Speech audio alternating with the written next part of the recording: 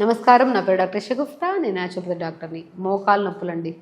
ఈ విపరీతమైన మోకాలు నొప్పులు పెద్దవాళ్ళలో మనం కామన్గా గమనించేవాళ్ళం పాతకాలంలో. ఇప్పుడు చిన్న వయసులోనే వచ్చేస్తున్నాయి మోకాలు నొప్పులు. మోకాలు నొప్పులే కాకుండా కూర్చున్న నిలబడిన టక్ టక్ సౌండ్లు, హెవీనెస్ అనిపించడం, ఒక అడుగు నుంచి ఒక అడుగు వేయడానికి కూడా చాలా బద్ధకంగా అనిపిస్తున్నాయి.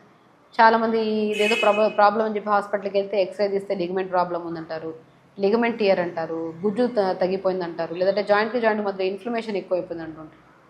ఒక్కొక్క సమస్యకు ఒక్కొక్క కారణం యాక్చువల్లీ. కొంతమంది బరువు ఎక్కువైపోవడం వల్ల ఇన్ఫ్లమేషన్స్ ఎక్కువైపోతాయి. కొంతమంది food intake of processed food తీసుకోవడం వల్ల మోకాలు నొప్పులు ఎక్కువైపోతాయి. కొంతమంది సో ఆటోమేటిక్గా కాల్షియం డెఫిషియన్సీ వల్ల మోకాలు నొప్పులు, B12 డెఫిషియన్సీ మోకాలు నొప్పులు, డి విటమిన్ డెఫిషియన్సీ వల్ల కొంతమంది నొప్పులు, రక్తహీనత ఐరన్ డెఫిషియన్సీ వల్ల కూడా మోకాలు నొప్పులు వస్తాయి. మోకాలు నొప్పులు రావడానికి మెయిన్ కారణం ఏంటి? ఫుడ్ ఇంటేక్లో ప్రాపర్ న్యూట్రిషన్ లేకపోవడం వల్లే వస్తాయి. ప్రాపర్ న్యూట్రిషన్ ఉంటే సమస్య ఉండదు. ప్రాపర్ న్యూట్రిషన్ అంటే ఏంటి? నేను చాలా వరకు చెప్తుంటాను. మునక్కాడలు ఉంటాయి కదా, 4-5 మునక్కాయ ముక్కలు ఒక 200 ml వాటర్లో నైట్ నానబెట్టి, మహాబీరా విత్తనాలు అంటారు. మహాబీరా విత్తనాలు, దాన్నే తెలుగులో అండు తులసి విత్తనాలు అని కూడా అంటారు యాక్చువల్లీ. అవి కూడా 1/2 స్పూన్, ఎక్కువ వేయద్దు, 1/2 స్పూనే వేయాలి. సో కొద్దిగా మెంతులు 1/2 స్పూన్ వేసుకొని, అంతే. ఈ 3 ఇంగ్రీడియంట్స్ని వేసుకుంటే కొద్దిగా గ్యాస్ ప్రాబ్లం ఉంటే పుదీనా కూడా వేసుకోవచ్చు. ఇవి నైట్ నానబెట్టి మార్నింగ్ లేచి లైట్గా మరిచుకొని ఫిల్టర్ చేసుకొని తాగండి, అంతే. సింపుల్. ఈ వాటర్ తాగండి, మీ గ్యాస్ ప్రాబ్లం ఉండదు అండ్ పొట్టంతా చాలా ఫ్రీగా ఉంటుంది. అండ్ వెరీ ఇంపార్టెంట్, దీనివల్ల మన మునక్కాడ ముక్కలు అద్భుతంగా పనిచేస్తాయి మోకాలు నొప్పులు రాకుండా. మనం మరిగించుకొని పొద్దున కూడా తాగుతున్నాం కదా, దానివల్ల కాల్షియం బాగా పెరిగి జాయింట్ పెయిన్స్ తగ్గి జాయింట్ చాలా హెల్తీగా ఉంటాయి.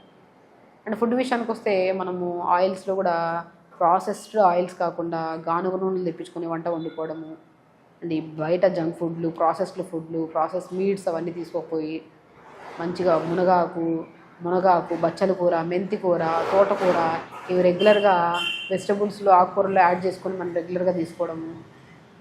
మోకాలు నొప్పులు అధికంగా ఉంటే, నేను ఒకవేళ బరువు అధికంగా ఉండడం వల్ల కూడా వస్తాయి మోకాలు నొప్పులు. ఎందుకంటే బరువు అంతా మోకాల దగ్గర పట్టెల్లా అని ఉంటుంది, చిన్న బోను. ఆ బరువు అంతా దాని మీద పడినా కూడా చాలా విపరీతమైన ఇన్ఫ్లమేషన్ ఎక్కువైపోయి కూడా పెయిన్స్ వచ్చే ఛాన్సెస్ ఉంటాయి.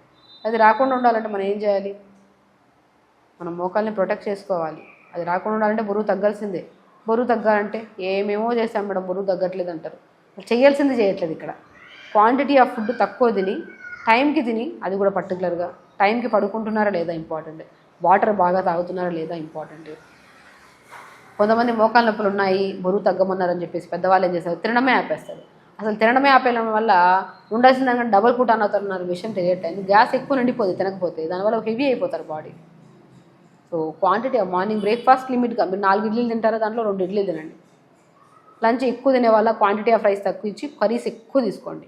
డిన్నర్కి వచ్చాక లైట్ డిన్నర్స్, ఏదైనా జొన్న రొట్టె కానీ పుల్కా కానీ తీసుకోండి. తొందరగా చేయండి డిన్నర్.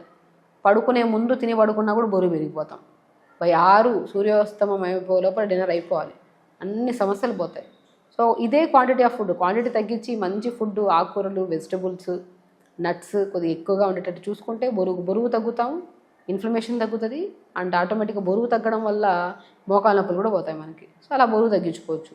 బరువు తగ్గాలంటే మెయిన్ ఇంపార్టెంట్ థింగ్ ఏంటంటే నిద్ర బాగుండాలి. పొద్దున్న మీరు లేట్గా లేచి మోషన్కి వెళ్ళకుండా పొట్ట బ్లోట్ అయిపోయి హెవీ అయిపోయి సాయంత్రం వెళ్దాం రేపు వెళ్దాం అనుకుంటే దానివల్ల కూడా హెవీ అయిపోతారు బరువు. పొద్దున్న లెగాలి తొందరగా, మోషన్కి ఫస్ట్ వెళ్ళి దాని తర్వాత వచ్చి ఈ మునక్కాడలు, ఈ వాటర్ తాగి మంచిగా ఆకుకూరలు, మంచిగా వెజిటబుల్స్ బాగా తీసుకొని టైంకి ఫుడ్ తీసుకుంటే సమస్య పోతుంది. ఒకవేళ చాలా వరకు నేను చెప్తుంటాను, రిఫైన్డ్ సన్ఫ్లవర్ ఆయిల్స్ కూడా ఎక్కువ యూస్ చేయకండి మోకాలు నొప్పులు అంటాను. అది కూడా ఎక్కువగా మనకి చాలా ఇన్ఫ్లమేషన్, స్వెల్లింగ్ కూడా రావడానికి కారణం. అంటే అవన్నీ అవాయిడ్ చేసుకొని మంచి కుసుమ నుండి దొరుకుతుంది గానుగ నూనెలో, అది తెప్పించుకొని వాడినా కూడా మంచిది.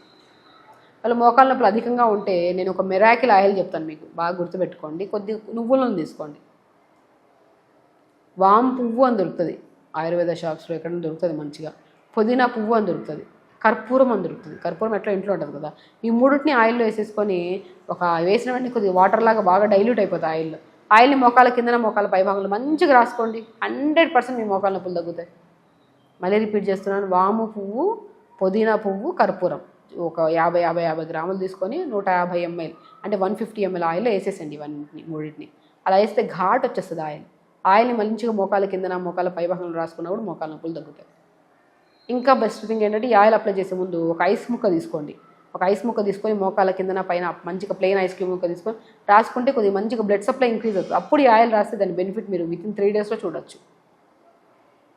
మీరు చిన్న చిన్న ఎక్సర్సైజ్ కూడా చేసుకోవాలి. పొద్దున్న లేచిన వెంటనే ఒక పిల్లోని డబల్ ఫోల్డ్ చేసుకొని కాలు స్ట్రైట్గా పెట్టి మోకాళ్ళ కింద భాగంలో మనము పిల్లోని పెట్టి ఇది కాలు అనుకోండి, స్ట్రెచెస్ చేయాలి. ముందుకి వెనక్కి సైడ్కి రొటేషన్స్. ఇది మోకాలు, ఇక్కడ పిల్లో పెట్టాం, ఇది పిల్లో అనుకోండి.